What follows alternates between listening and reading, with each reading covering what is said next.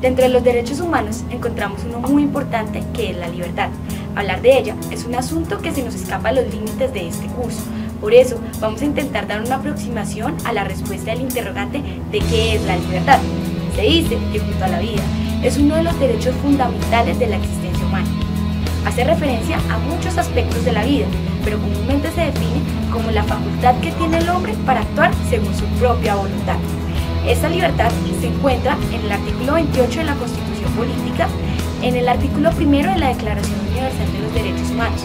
Pero como ya lo había dicho, es un tema muy amplio, por lo que nosotros vamos a intentar enfocarlo dentro del ámbito civil. ¿Pero cómo? Vamos a explicar la libertad en el ámbito contractual, la libertad en el ámbito sucesoral y la libertad en el ámbito familiar.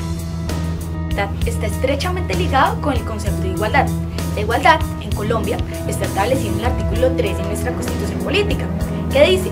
Este artículo dice que todas las personas nacemos libres e iguales ante la ley, recibiremos la misma protección y trato de las autoridades y gozaremos de los mismos derechos, libertades y oportunidades sin ninguna discriminación, así sean por razones de sexo, raza, origen nacional, familiar, lengua, religión, opinión política o filosófica.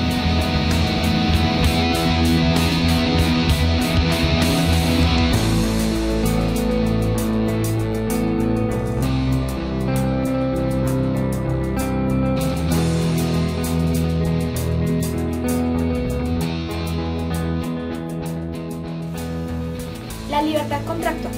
La libertad contractual es la expresión de la autonomía de la voluntad. ¿Pero qué es esa autonomía de la voluntad?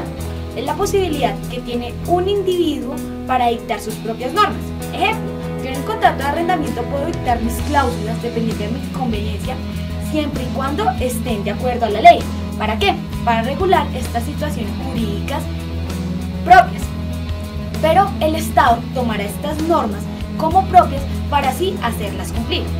Esta libertad, en cuanto a expresión de la autonomía de la libertad, no es absoluta.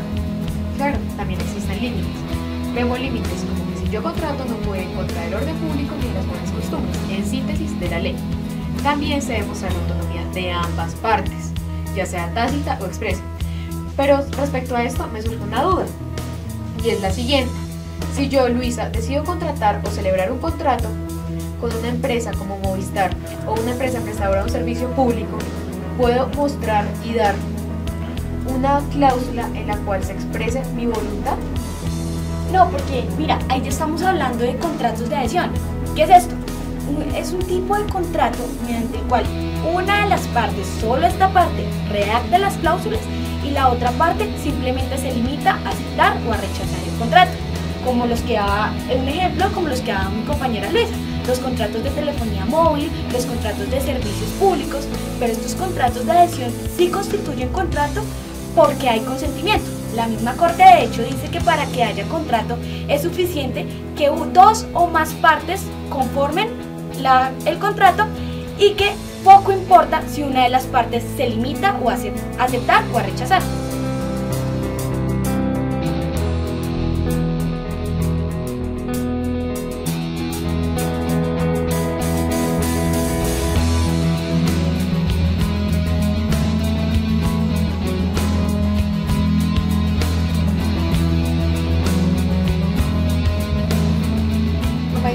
De 1970 se dan cláusulas de la autonomía de la voluntad en los contratos, en las cuales la persona X se adhiere a la aseguradora no con su información, viciando así el consentimiento. La aseguradora afirma que no se incurre en el vicio del consentimiento, justificándola por medio de la interpretación errónea de los artículos 15, 16 y 1602. Por medio de estos contratos se dan cláusulas de los límites de la autonomía privada, en las cuales los particulares deben acudir al arbitraje para celebrar sus contratos y deben incluir cláusulas compromisorias. No se pueden, las cuales no pueden incluir todo lo que ellos requieran. Pero ¿a dónde va todo este tema de la libertad y la igualdad en los temas de los contratos de adhesión y demás contratos? Yo, como X persona, tengo la libertad y la igualdad ante las empresas y ante las multinacionales de pactar lo que a mí se me desee. ¿Puedo yo, como X persona, ante una multinacional, decidir que cierta cláusula no va de acuerdo con el servicio que yo deseo que me presten? ¿No es el bienestar que yo requiero? Entonces todos estos temas son los que ha tratado de solucionar los límites de la autonomía de la voluntad de las partes en medio de los contratos, en medio de las sentencias, en medio de los códigos, en medio de los principios que se dan en el artículo 15, 16 y 1602.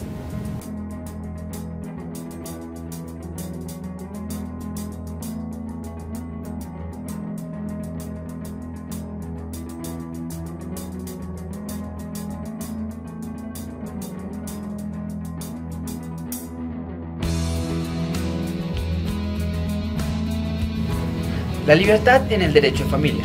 Para comenzar a abordar este tema, es importante saber qué es una familia. Este concepto nos lo da la Constitución Política en su artículo 42, donde se establece que la familia es un núcleo fundamental de la sociedad, que se constituye por vínculos naturales o jurídicos, por la decisión de hombres y mujeres de contraer matrimonio, o por la voluntad responsable de conformarla.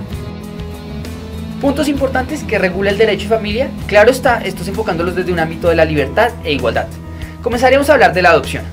Este es el establecimiento de un vínculo o un parentesco entre un adoptante y un adoptado. También se puede denominar como un parentesco civil. En el artículo 68 se puede hablar de la capacidad, o bien entendido como la libertad que tienen los colombianos para adoptar. Se establecen unos requisitos esenciales, como son tener más de 25 años, ser al menos 15 años mayor que el adoptable, y por último, garantizarle una idoneidad física, mental, moral y social suficiente para suministrarle a la familia y a él una vida digna. Siguiendo, ahora hablaremos de la unión marital de hecho. ¿Esta en qué consiste y cuál es su parecido con el matrimonio?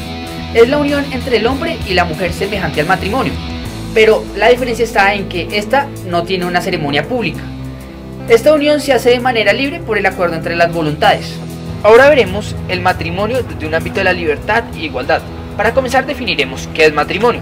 El matrimonio es un acto solemne de entre el hombre y la mujer donde se buscan unos fines como procrear, vivir juntos y es una ayuda mutua. Aquí en Colombia se establece que todo hombre mayor de 18 años es capaz de casarse libremente, pero aquellos que son menores de 18 ¿qué? Ellos, según el Código Civil lo dice, pueden casarse mediante una autorización de sus padres. Esta autorización debe ser escrita. En caso de que no haya un padre, bastará con la autorización del otro. Un requisito fundamental para el matrimonio es el consenso, o sea, las dos partes deben estar libremente, debieron haber tomado la decisión libremente.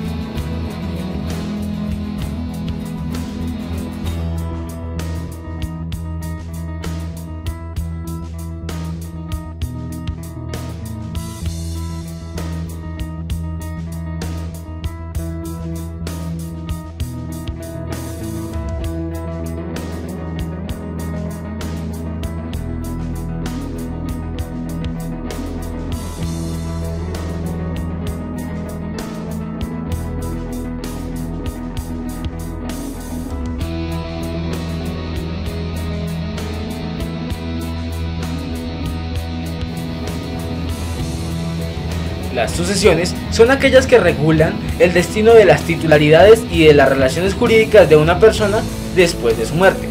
Para esto necesitamos el uso del testamento, pero ¿qué es? El testamento no es más que un acto jurídico en el cual una persona dispone para después de su muerte del dueño de la totalidad o de algunos de sus bienes. En medio de todo esto encontramos la libertad sucesoral. ¿Qué es la libertad sucesoral? La libertad sucesoral es la disposición que tiene una persona para regular, para elaborar y hacer las distintas modificaciones y controles frente a el testamento o la misma sucesión. Por ejemplo, en la distribución de los bienes en el testamento podemos encontrar un claro ejemplo tanto de libertades como de restricciones sucesorales. Tenemos que tener en cuenta que el testador no tiene la facultad de disponer libremente del 100% de sus bienes o de sus propiedades. Él debe ajustarse a unos límites que están establecidos por la ley. ¿Cómo así?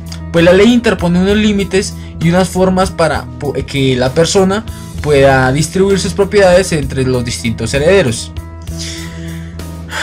Debe tenerse en cuenta que la mitad de los bienes tienen que entregarse obligatoriamente a la totalidad de los herederos legales, ya sean descendientes o sean ascendientes. También encontramos que el 25% puede ser distribuido libremente a uno, a varios o a todos los herederos. Esto es denominado la cuarta de mejoras. Debe ser utilizado para el mejoramiento de la vida de la calidad de vida de uno de los herederos o de todos los herederos. Y por último encontramos la cuarta libre, que es el 25% restante que puede ser distribuido por el testador a quien él considere, ya sea un particular, sea un amigo, sea un tercero, una empresa, una entidad sin ánimo de lucro. En la libertad sucesoral también podemos encontrar algunos aspectos esenciales, como lo es el otorgar el testamento de alguna de las maneras en las cuales lo estipule la ley, según las circunstancias en el cual se desarrolle el entorno y en el cual se encuentre la situación. Segundo, revocarlo libremente cuando pues bien lo desee y pues obviamente estando en vida. Tercero, reconocer hijos naturales con la única advertencia de que una vez reconocidos no puede llegar a negarlos. Favorecer con la cuota de mejoras a descendientes legítimos como lo son hijos naturales e incluso llegar a favorecer a hijos adoptivos. Asignar el talante de la cuarta libre